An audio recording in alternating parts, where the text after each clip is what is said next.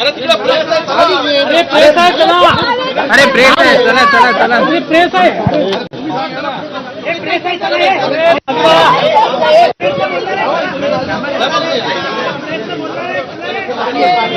बाजूला बाजूला, अरे पाणी आहे,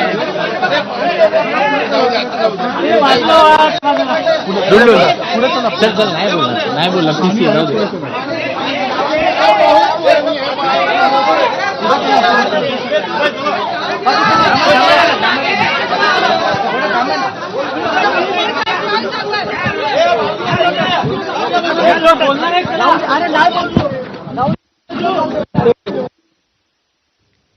तर विधान परिषदेच्या उपसभापती पदाच्या या निवडणुकीवरून सध्या सचिन अहिर यांनी शिंदेच्या शिवसेनेमध्ये पक्षप्रवेश केलेला आहे. पुन्हा एकदा उद्धव ठाकरे यांच्या शिवसेनेला शिंदेंनी एक मोठा धक्का दिलेला आपल्याला बघायला मिळतोय आणि सचिन अहिर यांनी आजच यासाठीचा अर्ज देखील दाखल केला. यानंतर सध्या ते उपमुख्यमंत्री एकनाथ शिंदे यांच्या सोबत आहेत. अगदी काही वेळामध्ये आता पत्रकार परिषद देखील होणार आहे. यामध्ये एकनाथ शिंदे नेमकं काय बोलतात याकडे लक्ष असेल. 6 खासदार हे ठाकरेंच्या शिवसेनेची साथ सोडून एकनाथ शिंदे यांच्याकडे गेले. त्यानंतर आमदार देखील आमच्या संपर्कामध्ये आहेत, अशा पद्धतीची वक्तव्य आपण आतापर्यंत ऐकतो आहोत.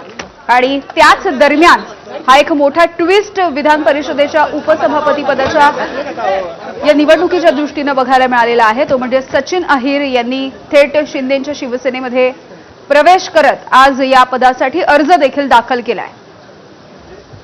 त्यामुळे आज अहिर यांनी अर्ज भरल्याच्या नंतर एकनाथ शिंदे या पत्रकार परिषदेमधून नेमकं काय बोलणार याकडे लक्ष आहे.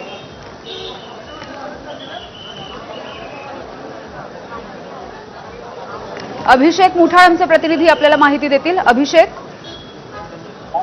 नक्कीच एकूण आपण आता सध्याला बघू शकतो आहे की एकनाथ शिंदे आणि सचिन अहिर एकूण पत्रकार परिषद पार पडणार आहे आणि त्या पत्रकार परिषदेसाठी आपल्याला रवाना होताना दिसत आहे. तर एकूणच नेमकी पक्षप्रवेश केलेला आहे, का पक्षप्रवेश झाला आहे, काय नेमकी कारण आहेत.